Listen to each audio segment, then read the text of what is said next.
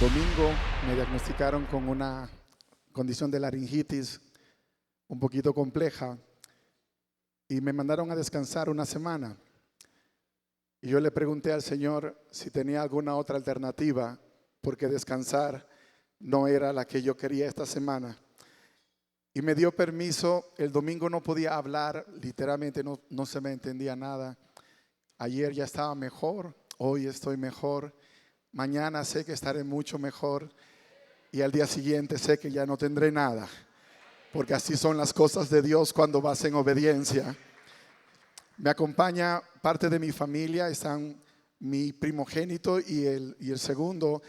Mi nombre es Richard Reinaldo, mi hijo mayor se llama Richard Javier. Ponte en pie, hijo. El segundo se llama Richard Gabriel.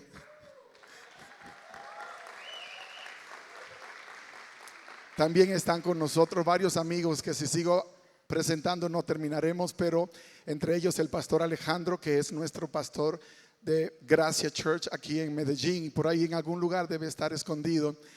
Mi hijo Richard Javier es el pastor de adoración de Gracia Church allá en Texas.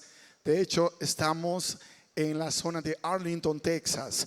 Ustedes oyen hablar de los famosos Dallas Cowboys. No están en Dallas, están en Arlington, en nuestra ciudad.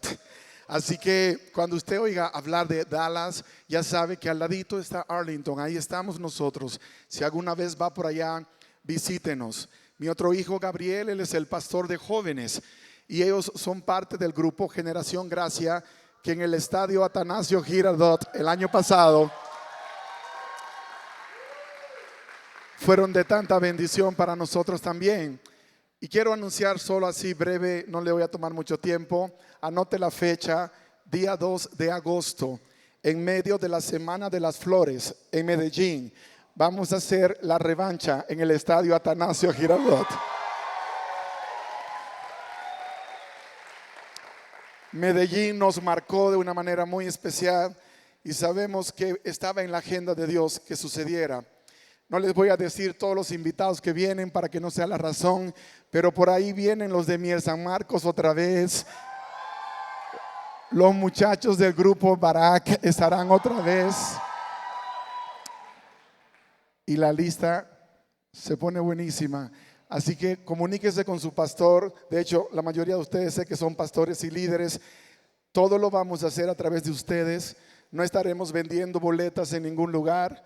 Ustedes van a entregar las boletas. Nosotros no cobramos para el evento, aunque hemos considerado en algún momento cargar para que la gente lo valore más, pero Dios encontrará la manera de que funcione. Nuestra visión es que si te regalamos una entrada para venir al evento, la condición es que traigas a alguien que no conoce de Jesús. Tu dinero, Dios no lo necesita, pero Él cuenta con tu servicio. Él cuenta con tu corazón de siervo. Él cuenta con tu compromiso con evangelizar a toda nación, tribu, lengua y pueblo. Así que por favor, si tu pastor te entregó como líder, comunícalo al resto de la iglesia.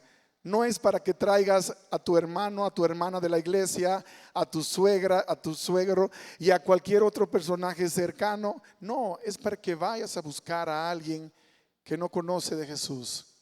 Porque no solamente será adoración, sino que será levantar al Cordero. Porque después de todo, siempre se trató, se trata y se tratará de Cristo Jesús. Pastor Andrés, gracias por estar aquí, gracias por todo tu cariño, gracias por ese amor de padre que le das a todos.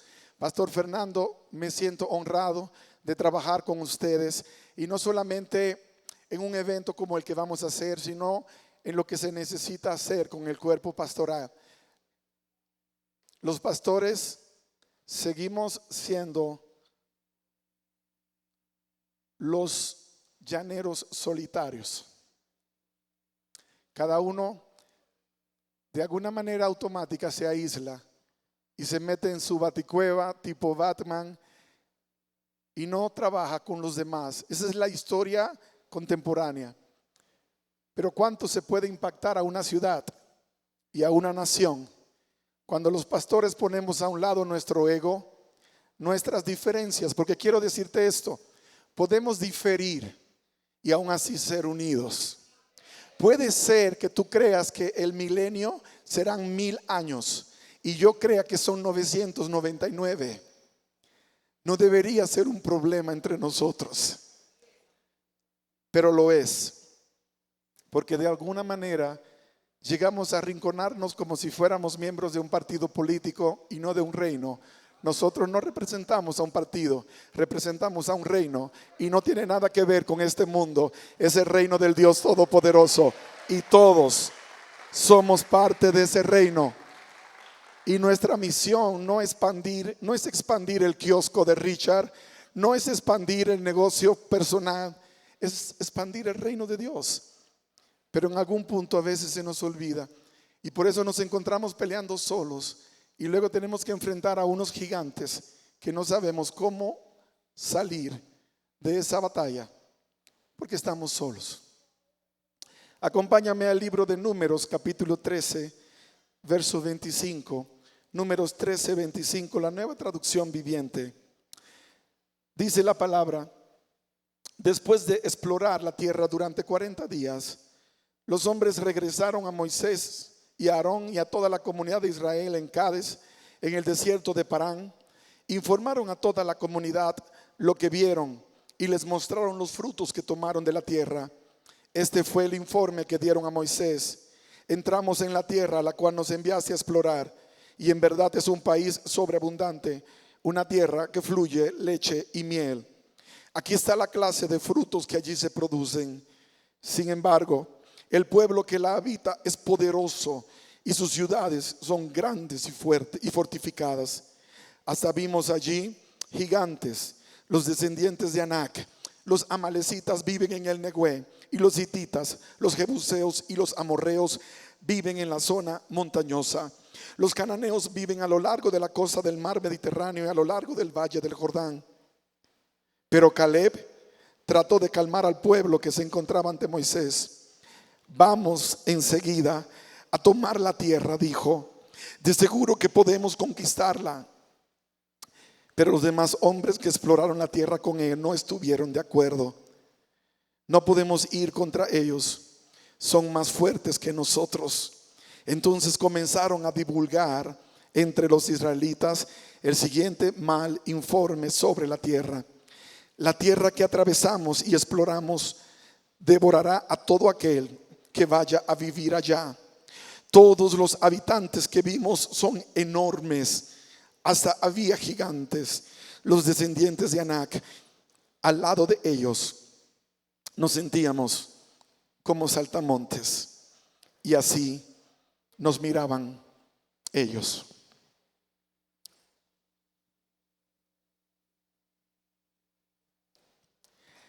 Gracias, Padre, por darnos este privilegio tan grande de poder estudiar tu palabra con libertad. Queremos que tu Espíritu Santo nos guíe a través de ella y que nos muestre cuál es el rema para nosotros hoy. Yo sé que has mostrado tu presencia de manera poderosa en este lugar. Se siente. Y sé que ayer tu gloria se mostró también. Que no sea menos la porción que nos darás hoy durante todo este día, para poder ir a enfrentar a esos gigantes que están esperando por nosotros. En el nombre de Jesús. Amén, Señor.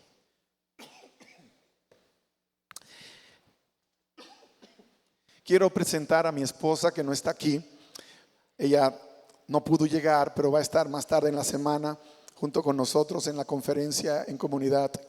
Pero quiero compartir solamente para presentar la foto de una chica muy guapa, si la tenemos en pantalla. Esa es mi esposa, la pastora Jessica. Ella les manda saludos y pronto espero que también se las pueda presentar. Hace unos años yo estuve haciendo evangelismo dentro de una denominación importante en los Estados Unidos.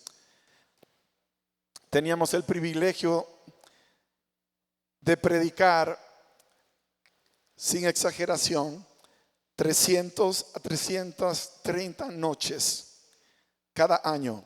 No parábamos. Pero dentro de todo lo que era el glamour y lo que era servirle a Dios tan intensamente, comenzaste a descuidar algunas cosas que eran importantes también, como descansar, como cuidar a tus hijos, como cuidar a tu familia. Me convertí en una persona súper vanidosa, engreída, creída y casi orillando con lo de arrogante, porque yo no viajaría si no era en business. Yo no iba a ir a cualquier lugar solamente porque me invitaban. Tenía que ser dentro de las condiciones que yo creía. En aquel entonces tenía mucho cabello, así que era súper vanidoso con el cabello. No podía predicar si el pelo no estaba perfectamente en su lugar. Si la gel se quedaba, era más doloroso que haber perdido la Biblia antes de subir a predicar, porque la imagen era importante. Y de repente Dios fue procesándome para ayudarme a comprender cuál era mi identidad. En lo que voy a compartir con ustedes acerca de una historia que ustedes han predicado un montón de veces en sus iglesias, quiero hablar de lo que posiblemente es el problema que a simple vista no se ve. Había un problema de identidad. Los de Israel todavía no habían entendido quiénes eran, porque tampoco habían comprendido quién era el Dios a quienes ellos servían. Por eso cualquier viento los llevaba y los intimidaba. 12 espías, príncipes, fueron a inspeccionar la tierra. Todos vieron lo mismo. Todos trajeron el mismo testimonio. 10 decidieron no creerle a Dios. Tenía que ver con lo que ellos creían acerca de ellos mismos. En el texto vimos su declaración final. La gente de ese lugar es tan grande que a nuestro parecer, a su lado, parecíamos langostas, saltamontes. Una autoestima totalmente destrozada, una imagen equivocada de lo que Dios les había dado, de lo que ellos representaban. Gracias, hijo. En medio de todo el tema de la identidad, Dios me mandó una invitación muy extraña. Me invitaron a predicar en un pueblo de México conocido como Benemérito de las Américas, en la frontera con Guatemala. Para ir a Benemérito de las Américas tuvimos que tomar un avión desde Dallas hasta Villahermosa y luego ir 6 horas por tierra hasta llegar a ese lugar. Para ir a Benemérito, literalmente hay que ir a Benemérito. No era cerca de nada.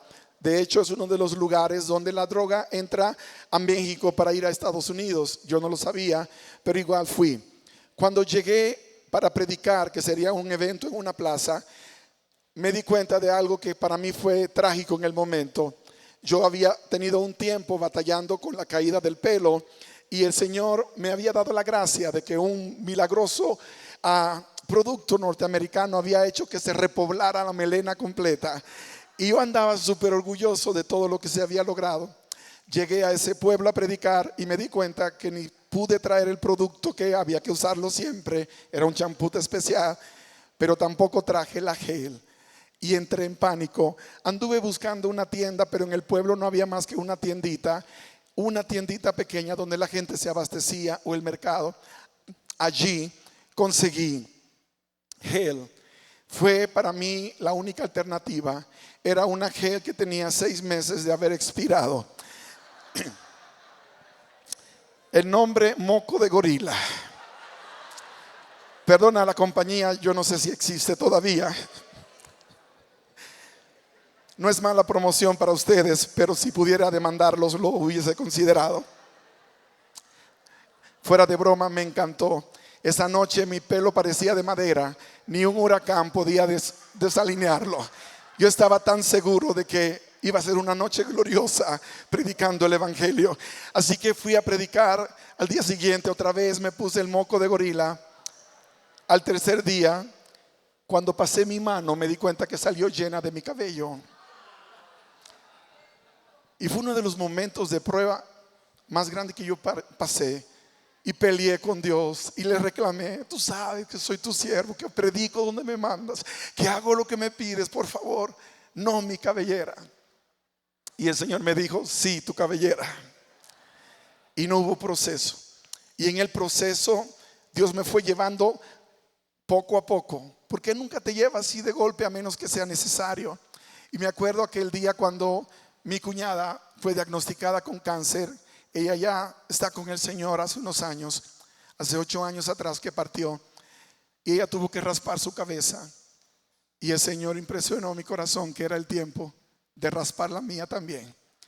Y todos los varones de la iglesia comenzaron a raspar su cabeza en solidaridad a aquella muchacha que era una guerrera que terminó su carrera a los 33 años. Yo recuerdo que mi esposa me dijo: te ves mejor. De verdad, sí, te ves mejor, te ves hasta más joven, me dijo. Y ya sabe, la esposa te convence de lo que ni Dios a veces. Así que decidí que iba a mantener la imagen, y así fue. Y el Señor la reafirmó. Y aunque no tengo nada en contra de que si mañana aparece la tecnología y Dios me dice póngase el cabello, no lo pensaría a lo mejor 2 veces. Pero me di cuenta que es más barata la vida y es más suave cuando no tienes que ir a un barbero. Así que se resolvió un problema de por vida. Ahora, ¿por qué les cuento esto? Porque el niño más pequeño nuestro cumplió 9 años apenas hace unos 13 días atrás. El año pasado yo fui a su escuela a un evento musical. Él no me esperaba porque yo ya le había dicho que no podía, tenía una reunión con la iglesia y no podía llegar. Pero el Señor me confrontó y me dijo: la iglesia yo la puedo cuidar, pero a tus hijos los tienes que cuidar tú. Esa es tu primera responsabilidad, Richard. Y dije: ni modo. Llamé, cancelé la reunión y me fui a la escuela. Ahí entré como uno de los espías que fue a la tierra de Canaán. Ni mi esposa sabía que yo estaba allá. Me puse en una esquina del auditorio y entonces comencé a gozar y a disfrutar. Y mi hijo en una me vio. Él es latino. Todos eran anglos o algunos de ellos afroamericanos. Pero el latino, él tenía ese espíritu caribeño, pues yo soy de República Dominicana. Y mientras los demás estaban cantando los cantos de Navidad que parecían un coro de la iglesia católica de la Edad Media, el mío era el único que estaba danzando en medio de todo. Él era el que estaba adorando como un verdadero adorador. Y yo estaba emocionado. Cuando él me vio, cómo se le iluminó el rostro, y a la distancia me hizo así. Yo me sentí súper papá en el momento. Terminó la obra y cuando veníamos, llegamos a la casa y me dijo: papi, tengo que hablar contigo. Y le dije: cuénteme. Estoy muy triste, me dijo. ¿Pero por qué? Debería estar muy contento. ¿Por qué está triste? Es que cuando veníamos saliendo de la obra, yo le dije a uno de mis compañeros: ese es mi papá. Así me cuenta emocionado. Y él me dijo: oh, wow, tu papá es calvo.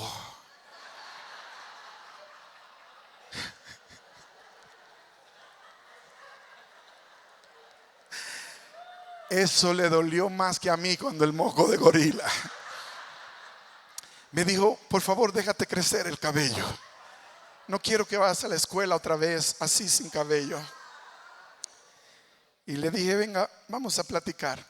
Traté de explicarle: no, todo lo contrario, hay diferencia. Hay gente que le gusta de una forma, otros de otros. Eso se llama identidad. Papi ya tiene la suya. Y quiero que sepa que me siento muy contento como estoy.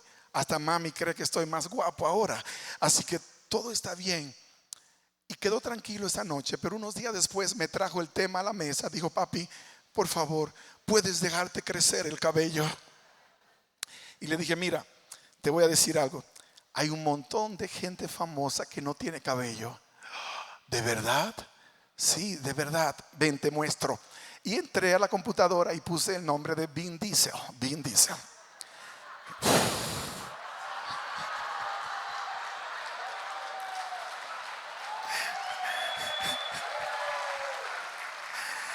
Y cuando él vio a la roca, a Vin Diesel y a su papá, santo remedio, jamás ha vuelto a hablar del tema.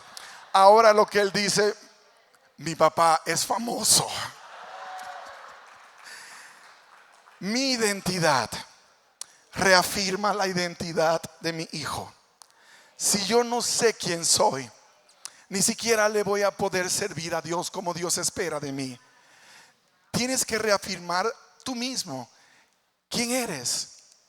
Dios te escogió a pesar de ti. Dios me escogió a pesar de mí.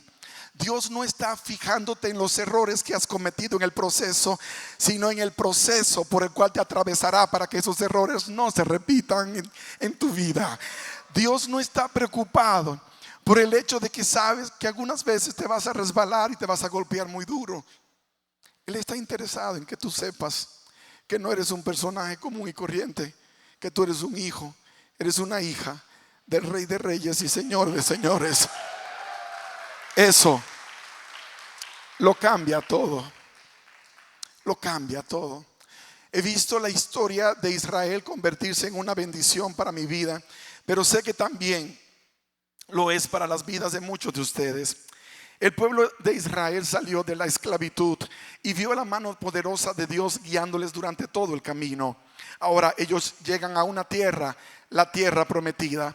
Todos nosotros tenemos una promesa de parte de Dios. Todos tenemos una palabra que Dios nos dio, donde nos garantizó para dónde vamos. El problema del ser humano es el problema de la mala memoria. Nos olvidamos en medio de la tormenta lo que Dios nos dijo en el tiempo de paz, y entonces comenzamos a ir en una dirección contraria a la que Dios nos dijo. No fue una opción y nunca lo será. No es cierto que una pandemia como la del 2020 debió haber cerrado iglesias. No es cierto que una pandemia debió haber quebrado al cuerpo de Cristo. No es cierto que un pastor pensó que el llamado ya no podría ser porque las circunstancias financieras llegaron a un punto tan extremo que ya no se podía sostener la obra de Dios. ¿Cómo es posible que la obra de Dios no se puede sostener cuando la obra es de Dios y Dios es el dueño del oro y de la plata? ¿Cómo es posible que los que fuimos llamados entendimos en algún punto del camino que el llamado era un llamado condicional, que estaba sujeto a las circunstancias favorables? Dios no dijo eso. Dios no dijo que no enfrentarías gigantes. Dios no dijo que la tierra prometida estaba suave y que no habría ningún reto que enfrentar. Dios nunca lo dijo. Lo que Dios dijo es que no ibas a ir solo, que no ibas a ir sola, que su presencia estaría contigo todos los días de tu vida. Y esa fue la promesa que el pueblo olvidó. Se olvidaron de lo que Dios les mandó decir a través de su siervo Moisés. Se olvidaron de lo que Dios había hecho, y el mismo problema enfrentamos nosotros cuando nos olvidamos cómo Dios se movió en el pasado. Entonces entramos en crisis en cuanto al futuro. Y ha sido la historia repetitiva de los que fuimos llamados, de los que fuimos escogidos. Cuando Dios le dio la promesa al pueblo, la tierra era como Dios había dicho que era. Pero los seres humanos que fueron a explorar decidieron no enfocarse en la tierra prometida, sino en los retos que tendrían que enfrentar para alcanzar esa tierra prometida. Yo recuerdo cuando Dios me sacó de aquella denominación. Dios me sacó porque difícilmente iba a poder cambiar a una denominación. Y no estoy hablando en contra de las denominaciones, y quiero aclarar: una denominación escoge su nombre y su conjunto de normas para poder enfocarse en ese aspecto de la misión, la otra en el otro aspecto de la misión. Pero no debería haber una barrera que separe a la una de la otra, sino un puente que une a una y a la otra. Y que el evangelio, cuando se predique, no se predique desde una posición partidaria, sino desde una mentalidad del reino de Dios. A mí me encomendaron pelear en la retaguardia, a ti en la vanguardia, a otros nos mandaron a la derecha y a otros a la izquierda, pero todos estamos peleando bajo la dirección del mismo comandante. Si al final de cuentas No hay doctrina salvífica excepto la del Cordero, que fue inmolado desde antes de la fundación del mundo. Es la única. Lo demás, Dios te lo dio porque sabe la necesidad que tú tienes de ver ese milagro de transformación suceder. Es cierto que la justificación es una experiencia instantánea cuando conoces a Jesús y lo declaras como Señor y Salvador, pero la santificación es una experiencia que dura toda la vida. Y Dios usa las doctrinas bíblicas para trabajar en el carácter de cada uno de nosotros. Por eso Dios a unos los manda a tu iglesia y a otros los manda a la otra iglesia. Hace años que decidí no llorar cuando un miembro se va, celebrar porque Dios lo llevó a un lugar donde puede recibir lo que necesita. Pero pastor, debemos proteger las ovejas, las que abandonan a Cristo, no las que se transfieren, porque la iglesia del pastor Pedro o Pérez es una iglesia que tiene un mejor programa para sus hijos. Debería celebrar cuando algo bendice a uno de ellos. A las ovejas perdidas yo las busco porque es mi deber como pastor. A las monedas perdidas también comienzo a barrer la casa hasta que las encuentro. A los hijos pródigos no los voy a buscar, pero siempre les dejaré saber que mi amor es incondicional. Y cuando vengan de regreso, los voy a recibir con brazos abiertos. Pero hay gente que no está en ninguna de esas categorías. Solo Dios tiene una nueva asignación. Y a veces lo hacen equivocadamente, pero por favor entiende, Dios trabajará con ellos. Dios trabajará con ellos. Nosotros tenemos una iglesia pequeña en Medellín que llevamos años buscando cómo trabajar con gente del nivel 0 al nivel 5. La gente que no va a la iglesia, la gente que no es alcanzada fácilmente por una iglesia. Tenemos una en República Dominicana, otra en México, una en Atlanta y una en Nuevo México. Y es un ministerio que comenzó hace 10 años atrás. Pero ¿qué les quiero decir con esto? Entendemos que en cada ciudad somos aliados y vamos para servir y para trabajar. Cuando hicimos el evento del Atanasio Girardot, nunca se nos ocurrió hacerlo nosotros, no porque no podíamos traer la gente, porque hoy día con las redes sociales, créeme que se vende hasta lo que antes no se vendía, pero entendíamos que no sería de beneficio, sino que sería una excusa para que el cuerpo de Cristo se uniera y que trabajaran juntos para levantar al Cordero en una ciudad como esta que tanto lo necesita. Y yo no sé si alguno de ustedes no estuvo, pero esa noche en medio de la alabanza cayó una tormenta de agua que no cesó. Y me partió el corazón, pero de emoción, mirar gente que levantaba una silla y la ponía de sombrilla y con la otra mano estaban cantándole a ese Dios todopoderoso, alabando al Cordero, alabando al Rey del universo. Eso es pasión por Dios, eso es pasión por el Evangelio. Cuando el pueblo de Israel vio la tierra prometida, los que fueron llamados, los pastores que fueron enviados, debieron traer el mensaje correcto, pero trajeron un mensaje que se acomodaba a su corazón y se desviaron de la visión. Solo 2 de los pastores, Josué y Caleb, se atrevieron a traer una palabra distinta, porque lo que los otros hicieron fue sembrar cizaña y división. La Biblia dice que hay uno solo que califica como el acusador oficial de nuestros hermanos. Zacarías capítulo 3 lo llama Satanás. Él es el que anda dividiendo y destruyendo. Nosotros fuimos llamados a unir y a construir. Fuimos llamados a trabajar por el mismo propósito. Y si en alguna cosa alguien se equivoca, es el deber del cuerpo de Cristo buscar cómo restaurarlo. Pero muchas veces le volteamos la espalda.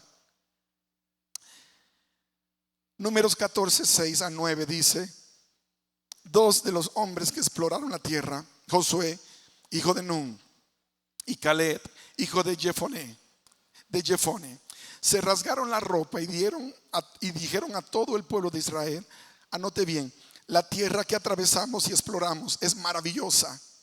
Si el Señor se agrada de nosotros, Él nos llevará a salvo a esa tierra y nos la entregará. Es una tierra fértil donde fluye la leche y la miel. No se rebelen contra el Señor y no teman al pueblo de esa tierra. Para nosotros son como presa indefensa. Ellos no tienen protección, pero el Señor está con nosotros. No les tengan miedo. No les tengan miedo.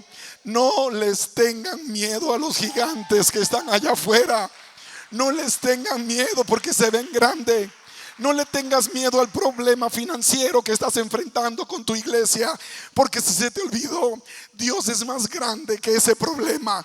No le tengas miedo al hecho de que la iglesia perdió miembros durante la pandemia. Dios mandará gente del norte, del sur, del este y del oeste.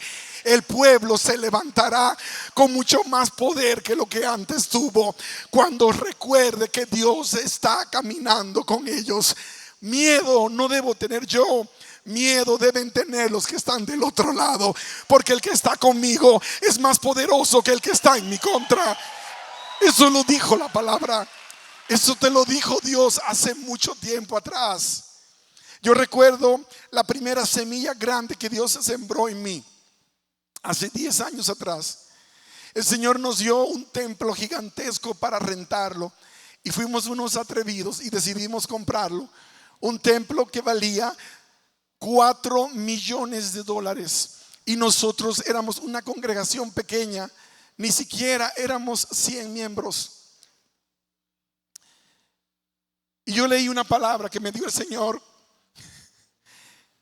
en Josué capítulo 1, que hizo muy claro de que yo no iba solo, de que el Señor iría conmigo, que por donde quiera que yo fuera, Él me iba a respaldar. Y por fe firmé un contrato de comprar un edificio de 57,000 pies cuadrados, que sería casi como 20,000 metros cuadrados. Y firmamos para comprar. Y llegó la fecha para pagar, y no teníamos dinero. En la cuenta de banco teníamos $4,000, y queríamos comprar un templo de casi $4 millones, porque los latinos somos buenos regateando. Así que entre una y otra ya íbamos por la mitad, 3.5. Al final pudimos cerrar en $3.3 millones el precio, pero no teníamos el dinero. Y recuerdo que 2 años antes, un señor llegó a nuestra iglesia a visitarnos, así de la nada. Un amigo lo recomendó, un señor norteamericano, dueño de una gran empresa en Estados Unidos de exportación. Cuando usted come el cornflake, esas pasas que aparecen en su caja, es muy probable que vienen de su empresa. Llegó por una referencia, y antes de llegar me habló y me dijo que si se podía quedar en mi casa, si tenía alojamiento para él. Y en mi mente dije, oye, este es millonario y está llamando para quedarse en mi casa. Con razón es millonario. Ni siquiera gasta en un hotel, decía. En casa teníamos 3 habitaciones. La mía con mi esposa, la de mi esposa y yo. Los muchachos estaban en las otras 2 habitaciones. Y usted sabe cómo son las habitaciones de los teenagers, de los que tienen entre 13, 14, 15, 16 y 17. Hay que entrar con máscara de oxígeno, porque esos tenis que no se lavaron por 6 meses te dan la bienvenida. Así que no le podíamos prestar esa habitación. No la podíamos prestar. Y mi esposa y yo decidimos entregar nuestra habitación para que ellos se quedaran. Y nos fuimos a dormir en la que estaba más cuidadita de las habitaciones. Y ahí amanecimos. En la mañana le preparamos un mangú dominicano, que es un plato hecho a base de plátano, como un puré de plátano, rico, con huevos fritos, con queso, algo súper sabroso por aquellos de ustedes que no han desayunado todavía. Y entonces nos despedimos. El año siguiente me llamó y me dijo, oye Richard, vamos a pasar por Dallas otra vez, nos podemos volver a quedar en tu casa. Dije, cóntrale de nuevo, ni ofrenda dejó el desgraciado.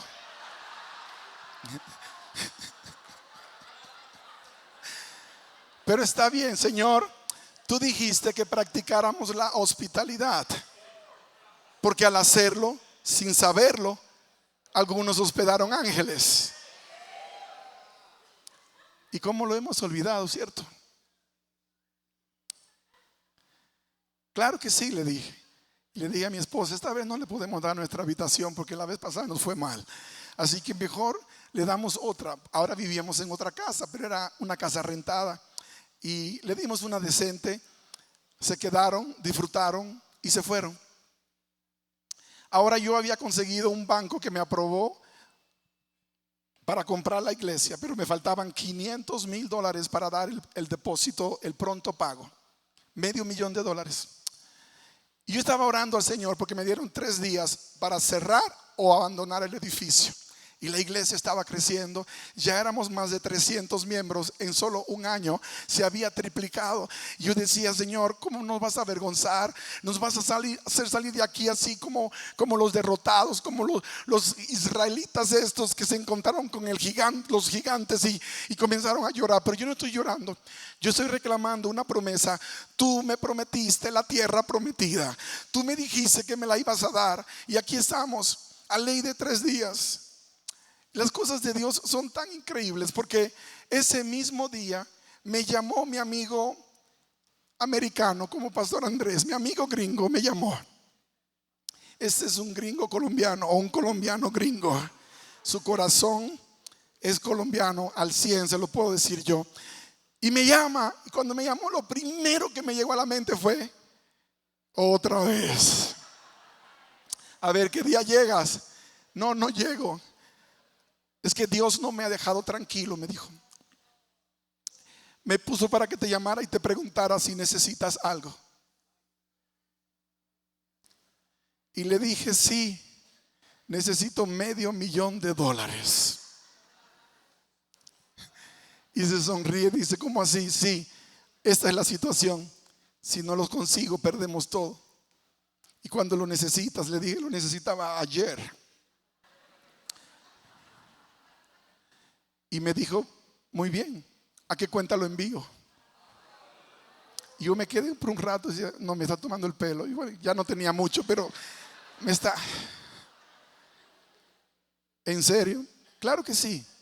Dime a qué cuenta. Le dije: no, mándalo a la compañía de títulos, directo para allá. Y me dijo: está bien, pero hay algo más. El Señor me inquietó y me puso en el corazón que te preguntara: ¿tú tienes casa propia? En ese entonces yo no tenía, estaba rentando. Con la crisis del 2008 en Estados Unidos perdimos 2 casas, así que no tenía. Y de repente el Señor me hace la pregunta. Le digo: bueno, ¿dónde tú viniste? Sí, pero es tuya. Le dije: no, es rentada. Muy bien, me dijo, tienes 3 días para encontrar una casa que cueste por lo menos $470,000.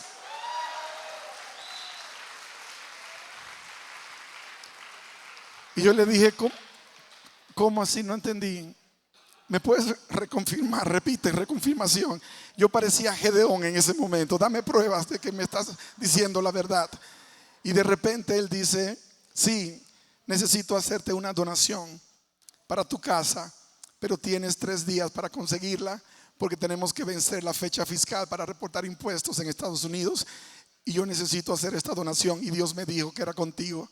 Y de repente salimos con una iglesia de más de $4 millones que la compramos en 3.3 y una casa preciosa de $500,000 que el Señor nos había regalado. Fue la primera semilla que Dios plantó a ese nivel. Y entonces me comenzó Dios a mostrar y comenzamos a explorar. Y luego abrimos una empresa que se dedica a comprar iglesias, remodelarlas y venderlas a otras iglesias que las necesitan. Y en el mismo proceso nos permitió entrar en un mundo tan diferente como el de no depender del diezmo y la ofrenda para servirle a Dios, donde aprendí como Pablo a hacer tiendas pero un poco más grandes para poder financiar lo que Dios me mandaba hacer. Tenemos misiones en el África y en la India, donde estamos constantemente llevando un gran equipo de médicos a servir. Estamos yendo el 25 de este mes a Ucrania, donde Dios nos mandó con un equipo de 27 médicos para llevar esperanza y aliento. Ahora bien, todo el proceso de creerle a Dios de que era cierto que podemos llegar a la tierra prometida no resolvió todo el problema. Porque aún después que llegas a la tierra prometida, puedes caer en el error de hacer las cosas que hacían los que fueron echados de esa tierra prometida. A veces queremos que Dios nos dé el respaldo financiero y no lo usamos como Dios nos está pidiendo que lo usemos. porque estamos pensando solamente en nosotros. Y se nos olvidó el que está al lado peleando también en la misma batalla que tú y yo fuimos llamados a pelear. Estamos pidiendo que Dios nos bendiga, pero escasamente estamos pidiendo que Dios bendiga al pastor de la calle 27. Estamos clamando para que la bendición llegue a mi casa, pero se me olvidó que también la necesita la casa del vecino.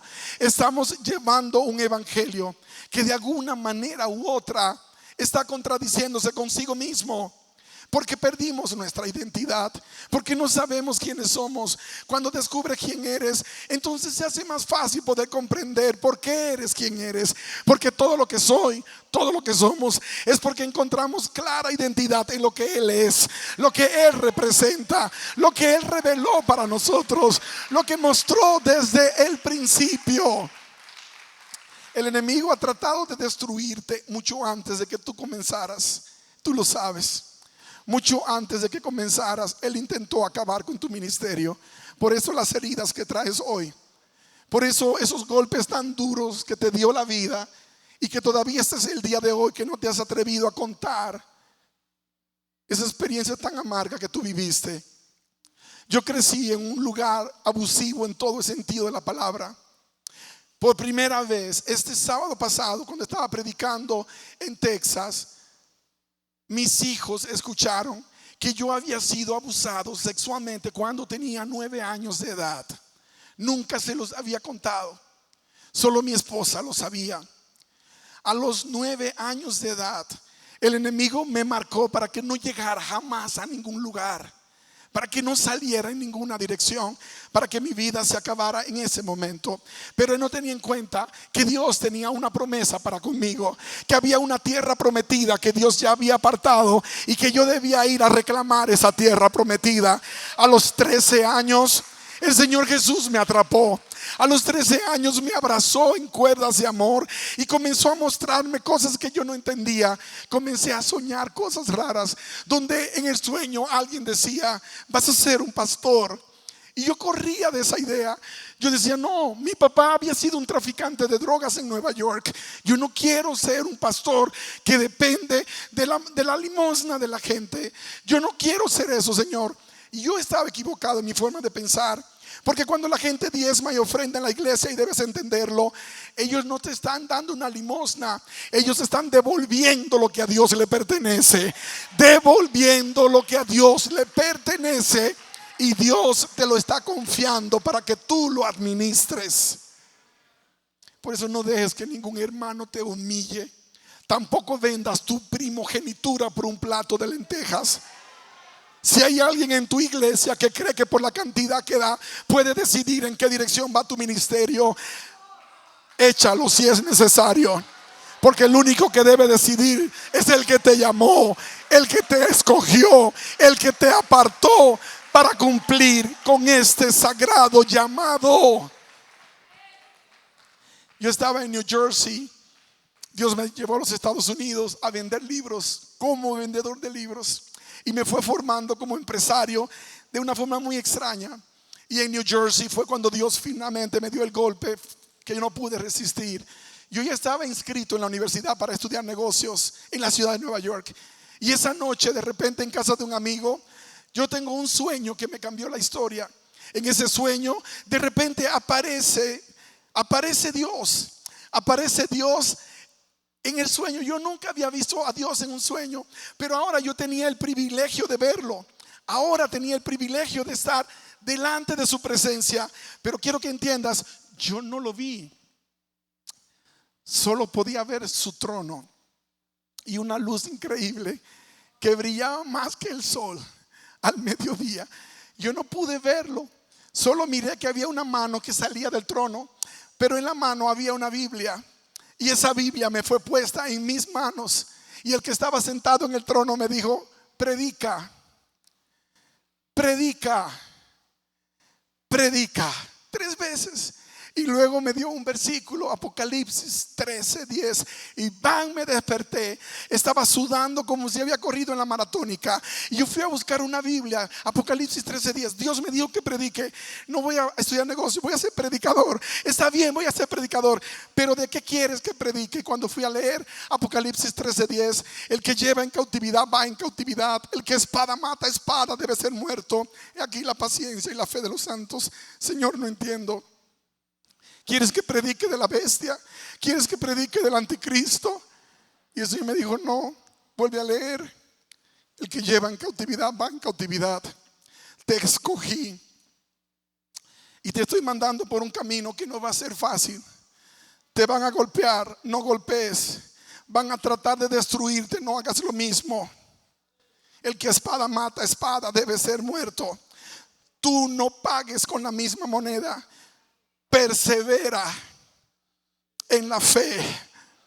Persevera en la fe. Yo nunca te voy a abandonar. Y no te imaginas cómo fue el camino para llegar hasta acá. No te imaginas cuánto lodo tuve que comer. No te imaginas cuántos momentos pensé que no lo iba a lograr. No te imaginas cuántas veces dije, ya no voy a llegar a ningún lugar. Señor, te fallé. Y el Señor tenía que venir y mandar a quien yo menos pensaba para que me diera esa palabra. El Señor te escogió. Él te llamó, pero no te llamó a pelear contra el colega que está en la calle de al lado. No te llamó para pelear contra aquel que está en las redes sociales. Lo más vergonzoso que puedo ver como pastor es que porque diferimos con una idea, nos vamos a una plataforma pública a acabar con lo que el otro dijo, cuando la Biblia dice que mi deber es hablar con la persona, primero con la persona, después busco un testigo y hablamos juntos. Y si no, entonces tengo permiso de traerlo a la congregación. Eso también aplica allí. Eso también aplica en todos los niveles. Cuando ves un pastor que está mal, si de verdad lo amas, no lo vas a destruir en las plataformas. Vas a ir a hablar con ese hombre y vas a tratar de levantarlo, vas a tratar de restaurarlo. Y si al final no se quiso restaurar, Dios se encargará de la persona, pero tú serás limpio de esa sangre. No será descontada de ti, no te la van a asignar a ti. Quiero que comprendas esto. No existen mejores predicadores, solo existen predicadores del evangelio. No existen hombres más grandes que otros. Solo hay los gigantes de la fe, y entre ellos estamos todos nosotros. ¿Por qué? ¿Por qué somos los gigantes? Porque aunque nos derribaron, nos volvimos a levantar. Y aunque nos volvieron a empujar, nos levantamos de nuevo. Y aunque nos amenazaron, no nos amedrentamos, porque teníamos clara una verdad. Yo sé que el que anda conmigo es más poderoso que el que está en mi contra. Yo lo sé.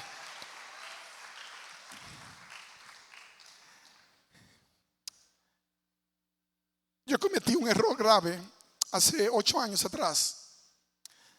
Y es que comencé a hacer dinero. Y como estaba haciendo mucho dinero, abandoné parte del llamado que Dios me había hecho. Yo tenía que ir a las misiones. Yo tenía que hacer evangelismo. Dios me había llamado a evangelizar. Algún día les contaré la historia de mi mamá. Fue una prostituta que Dios permitió que yo llevara a la iglesia un día y cambió su vida. Mi papá fue un traficante de drogas que un día aceptó venir a una de mis conferencias y Dios le cambió la vida para siempre. Y te puedo seguir contando los milagros que Dios hizo en mi casa. Así que yo quedé endeudado de por vida. No solamente porque me salvó a mí, sino porque salvó a toda mi familia. No tenía opción, no la tenía. Pero de repente comencé a manejar.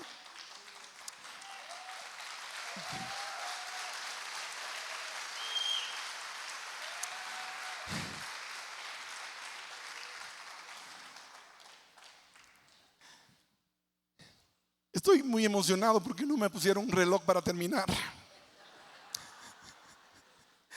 Pero me haces la seña, pastor. Voy a ir terminando. Se desarrolló en mi cuerpo una enfermedad muy rara que me comenzó a impedir caminar. Ya no podía jugar baloncesto con mis hijos. Ya no podía subir escalones. Teniendo apenas en aquel momento 41 años de edad. 42 ya cumplidos, estaba viviendo como si tuviese 95 años, cargado de una terrible enfermedad. Los médicos que me atendieron solo me explicaron que era una espondilosis degenerativa que iba a ir avanzando hasta que mi columna ya no podría sostener mi cuerpo y quedaría en una silla de ruedas. Y son esos momentos donde tú comienzas a pelear con Dios. Pero Señor, si yo te he servido, Padre, si yo te he dado toda mi vida para ti, ¿ves cuántas veces me han derribado y me he levantado para seguir en la dirección que tú me mandaste? ¿Y por qué ahora esto? Llegué a un punto donde para poder calmar el dolor tenían que inyectarme morfina, porque no había otro medicamento que pudiese calmar. Los médicos me dijeron: tenemos que operar tu columna, pero eso no es para sanar, sino para dilatar el proceso. Pero vas a quedar en silla de ruedas.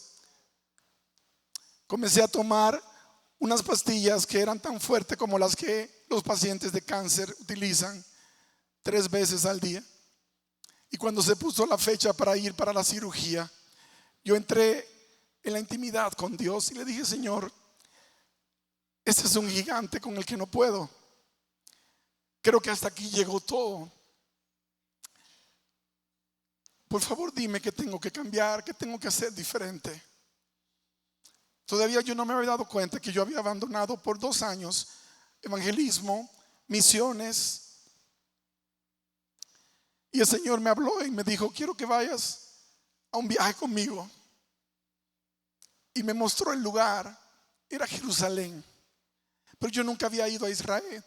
Señor, yo nunca he ido a Israel. ¿Cómo voy a ir para Israel? Y te vas ya. No vas a ir a la operación, te vas a Israel. Y yo fui donde mi esposa y le dije: el Señor me ha pedido que me vaya a Jerusalén, a Israel. Y me dijo: estás loco, ¿cómo te vas a ir para allá en la condición en la que tú estás? Pero el Señor me dijo. Y en mi mente yo decía: a lo mejor quiere que yo me muera en Tierra Santa y así voy a resucitar primero que todos los demás. Porque el sentido del humor de Dios a veces nos saca de nuestra zona cómoda. En aquel entonces mi relación con mi segundo hijo no estaba en su mejor momento, y él me había puesto una carga a favor de que pasara más tiempo con él. Y mi esposa me convenció, me dijo: si vas a ir, llévate a Gabriel contigo. Y le dije: está bien, me voy con Gabriel.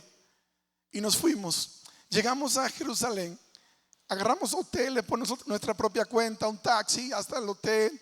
Sin darnos cuenta nos quedamos en la mejor zona de Jerusalén. Esa noche fue un poco difícil para nosotros, pero estábamos convencidos que Dios nos mandó. El detalle fue que cuando hicimos la conexión en Detroit, que era donde teníamos que conectar, de repente me di cuenta que toda mi medicina se había quedado en la casa. Y yo entré en pánico y dije: Señor, pero ¿cómo no me acordaste? ¿Cómo no me dijiste?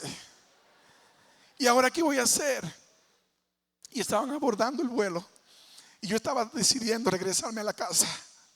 Y el Señor ahí me dijo: no vas a buscar la medicina, vas a ir en obediencia y te vas a montar en el avión. Y nos montamos, llegamos primero a Roma y luego conectamos para Tel Aviv. Llegamos allá y comencé a buscar en Google dónde estaban los lugares sagrados. Y comencé a ir a esos lugares caminando. Íbamos caminando a cada lugar. Desde el hotel caminábamos, fuimos al monte de los olivos y llegamos a Getsemaní. En Getsemaní fue una de las experiencias más increíbles de mi vida. Ahí pasé no los 15 minutos que un tour te da, sino las 3 horas buscando la presencia de Dios. Señor, yo no sé si ese es el lugar donde tú lloraste lágrimas de sangre.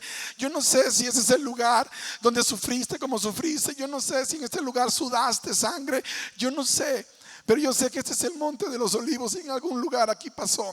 Lo que yo quiero es que me muestres qué es lo que quieres hacer conmigo, qué quieres para mi vida, por favor. Y Dios no me dijo nada. Y eso es lo que a veces más nos atormenta, el silencio de Dios. Cuando Dios se queda callado y no te dice nada. Pero yo seguí, fuimos a los diferentes lugares y llegamos casi al último día del tour. Queríamos ir al río Jordán, conocer la zona de Galilea. Y era la única forma de llegar a través de un tour. Así que nos montamos en el tour y resulta que el tour era un tour católico, bien católico. Y nos iban a llevar donde la Virgen recibió la revelación, donde la Virgen se bañaba, donde la Virgen comía. Y dije, Señor, ¿por qué me pusiste en este grupo? Y de repente éramos 12 en total, 11 más nosotros dos, 13. Y la guía comenzó a presentar a todos de dónde venían. Resulta que eran 9 mexicanos y 2 brasileños. Y comenzaron a presentarse uno que otro. Y estábamos él y yo atrás. Cuando finalmente llegó, había que decir de dónde eras y a qué te dedicabas. Y pues yo no podía mentir. Cuando levanté la mano dije, fulano de tal, pastor. Cuando dije pastor, los 11 se voltearon a mirar. Aquí hay un espía. ¿Cómo se habrá colado el tipo este acá? Y me miraron mal. Yo dije, aquí cuadró el asunto, ahorita me tiran del autobús. Pero ni modo, seguimos. Llegamos al lugar de la anunciación, donde el ángel le anunció a la Virgen. Y se cree que ahí, porque hay un templo y todo. Y en medio de todo eso, una muchacha muy sincera, porque quiero que sepas que la mayoría de la gente que vas a conocer en la iglesia hermana católica, apostólica, romana, es gente muy sincera que anda buscando y quiere de Dios recibir revelación. ¿Y sabe por qué no escucha de nosotros? Porque en vez de darles amor, le damos golpes y atacamos su fe y los queremos humillar con nuestra arrogancia religiosa, porque sabemos más de la Biblia. Y ella se voltea y me pregunta y me dice, ¿por qué ustedes no creen en la Virgen? Y yo la miré y le sonreí y le dije, ¿cómo que no? ¿Cómo así? Me dice, ¿ustedes no creen? Claro que creemos.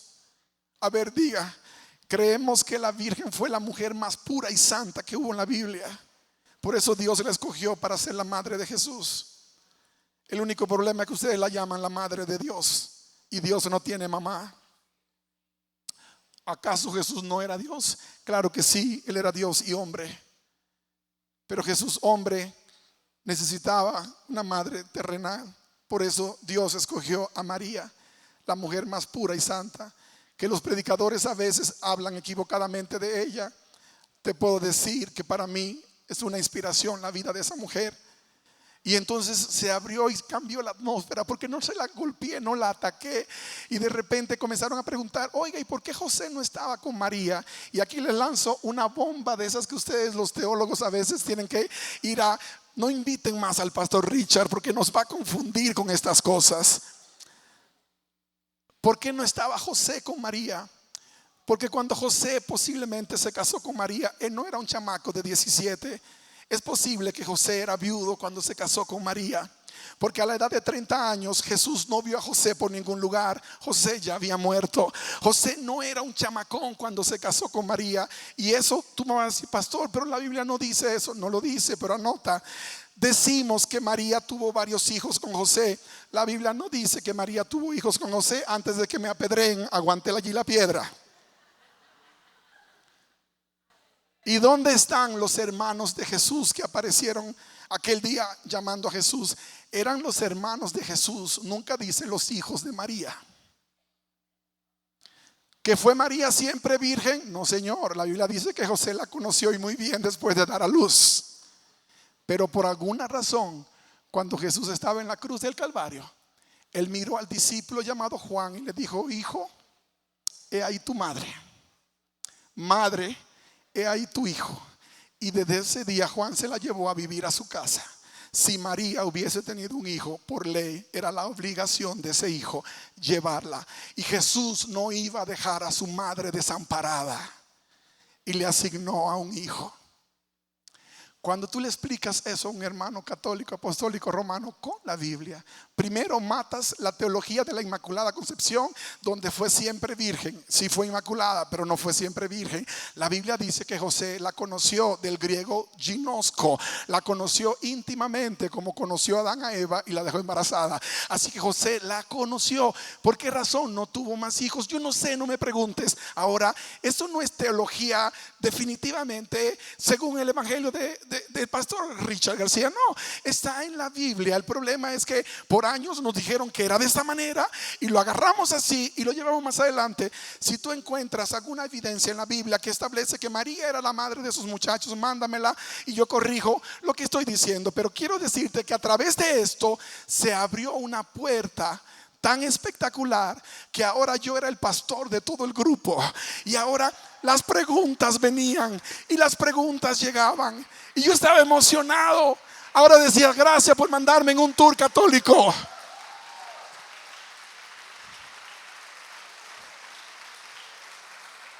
Dios me puso a hacer lo que había dejado de hacer: evangelismo. Llegamos al río Jordán y yo le digo a mi hijo Gabriel, le digo, Gabriel, yo no puedo venir al río Jordán y no bautizar a una persona. Déjame que te rebautice.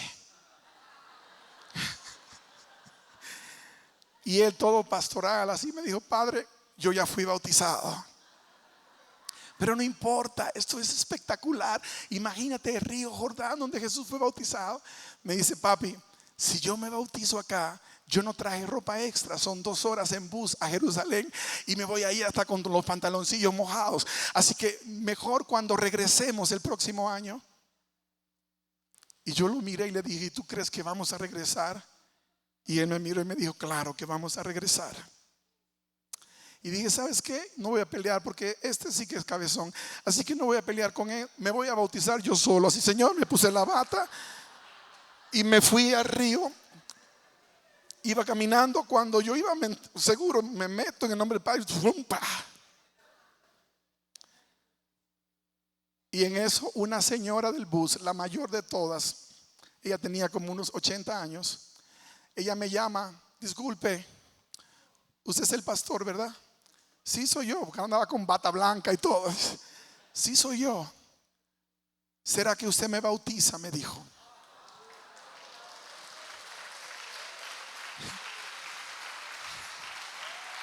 Y yo me emocioné. Y entonces en ese momento yo le dije, bueno, sí, pero tengo condiciones. Y me dijo, ¿cuáles? Primero, usted necesita declarar que Jesús es su Señor y Salvador, que cree en Él con todo su corazón. Y se le aguaron los ojos y me dijo, toda mi vida lo he amado y nunca me había bautizado esperando llegar acá. Bueno, ahí va la segunda. Tengo que meterla debajo del agua. No le puedo echar agua en la cabeza, porque echar agua en la cabeza es lavarle la cabeza. Yo necesito bautizarla como dice la Biblia. Bautismo viene de baptizo, significa poner debajo del agua. Usted hoy muere y se levanta para una vida nueva en Cristo Jesús. Y ella me mira y dice, por eso no lo había hecho, porque estaba esperando hacerlo de la forma correcta. Me dijo, en la iglesia católica a la que yo voy no bautizan así. Le dije, entonces la puedo bautizar. Yo me acuerdo que fue tan especial. Yo levanté mi mano, lloré por ella, la metí al agua. Cuando ella salió del agua, me abrazó como una mamá que abraza a un hijo. Fue algo tan especial. Y cuando ella se iba a voltear, yo miré, los otros 10 del bus estaban alineados.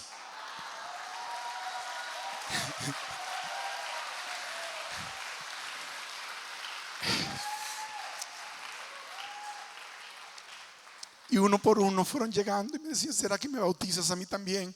Y yo les hacía la misma declaración de salvación y los fui bautizando. Y cuando terminé de bautizar a todos, yo me quedé en el agua.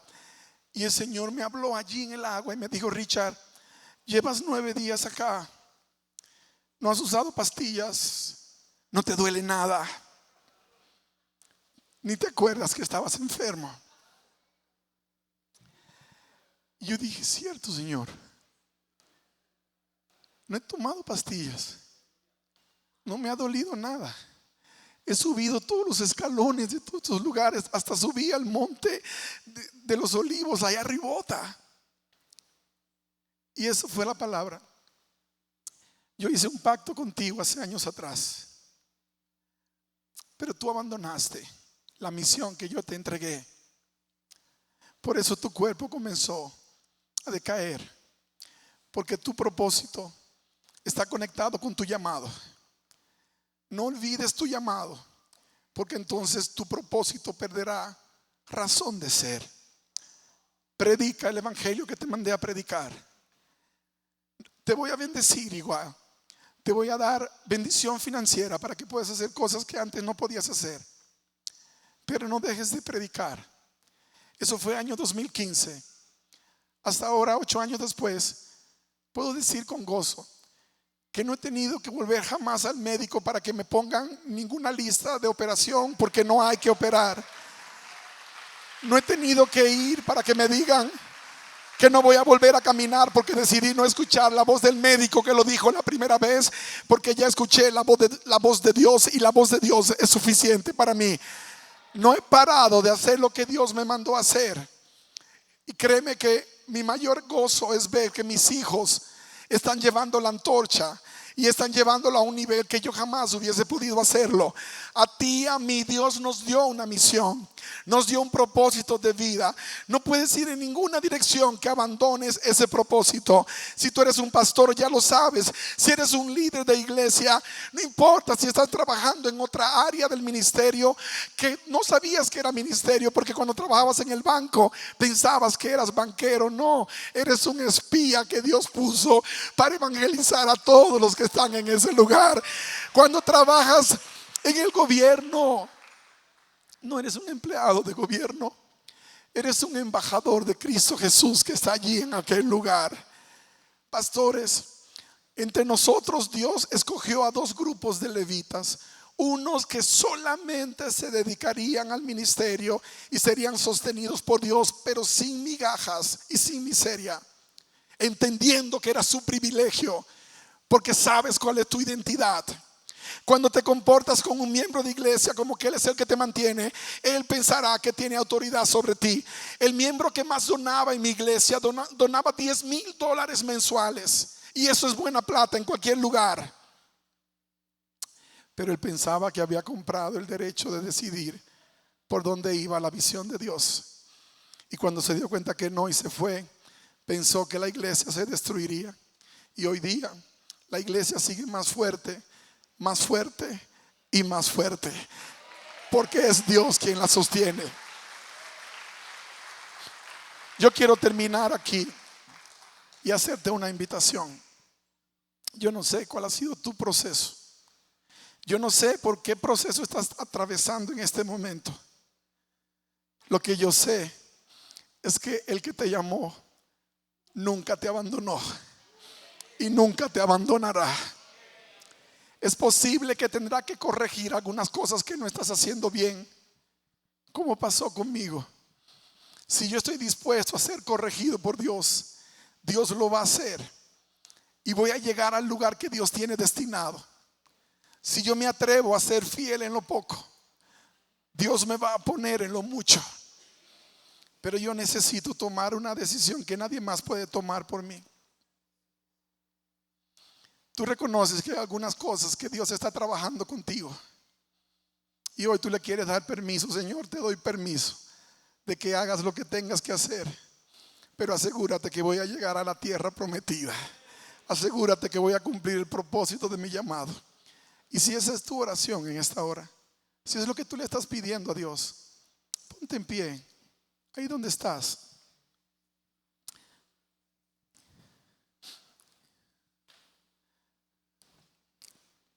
Los pastores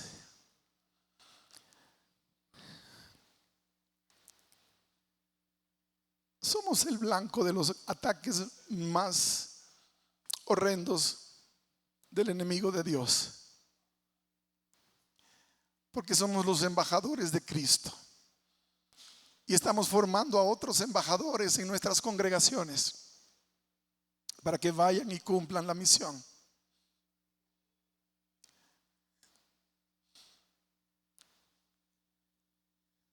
No dejes que el diablo te haga creer lo contrario a lo que Dios ya declaró sobre tu vida, pastor. No dejes que el enemigo tenga una voz más fuerte y audible que la que Dios tiene sobre tu vida. No te enfoques en los gigantes que están en la tierra prometida. Enfócate en la tierra que Dios ya te dio. Él ya te la dio, pero tienes que arrebatarla. No te va a llegar sentado en tu casa pasando 7 horas en las redes sociales, esperando que el diablo mande la trampa por la vía que menos imaginas. He visto a más de uno de mis compañeros caer en la batalla. entraron a las redes sociales y le escribió a una chica que era su exnovia hace 10 años, pero le escribió en el momento cuando estaba con problemas con su esposa, y él la convierte a ella en su consejera. Y lo curioso de todo esto es que él se enamora porque ve la foto y dice: en 10 años no ha cambiado nada esta mujer. No se da cuenta que lleva 10 años con la misma foto de perfil, que nunca la ha cambiado. Y te dejas engañar como un bebé. Y luego que el enemigo te mete en el lodo, ya no sabes cómo salir. La mayor frustración que tiene el diablo y sus demonios es que la mayoría de nosotros hemos sido derribados en más de una ocasión, aún en lo privado. Pero su mayor frustración es que no ha podido lograr que nos quedemos en el suelo. Nos hemos vuelto a levantar. Nos hemos vuelto a levantar y vuelto a levantar y vuelto a levantar. Y así será de parte del Señor. Levanta tu mano en este momento. Padre Santo, gracias. Gracias por este tiempo, Señor. Gracias por darnos la oportunidad de compartir como familia, como equipo tuyo. Gracias por estos hombres y mujeres que fueron apartados por ti para una obra extraordinaria. Yo no sé cuál es su historia, pero tú la sabes. Yo solamente en obediencia les conté lo que me mandaste a contar. Abrázalos una vez más y habla a sus corazones aún en el silencio, para que sientan paz, de que tú estás en control, de que tú no eres un mentiroso. Tus palabras son fieles y son verdaderas, y lo que tú prometiste lo vas a cumplir. Y veremos tu rostro una vez más, y vamos a celebrar no solamente acá, sino aquel día en las bodas del Cordero. Y vamos a poder contar por la eternidad tu fidelidad, y la vamos a poder cantar a todo pulmón. Mi Dios es fiel, es grande, es poderoso, es digno de toda gloria, toda honra, toda majestad. Porque el hecho de que estamos aquí en pie, siendo más que vencedores, no es por nuestras fuerzas, sino por las tuyas, papá. Hay algunos compañeros y compañeras de batalla que han estado considerando abandonar el llamado, y están aquí, Señor. Vinieron porque no les diste paz quedándose en sus hogares. Tú los forzaste a venir, como cuando me enviaste a Israel. Y qué bueno que eres el soberano y lo puedes hacer. Abrázalos y reafírmalos, refréscalos.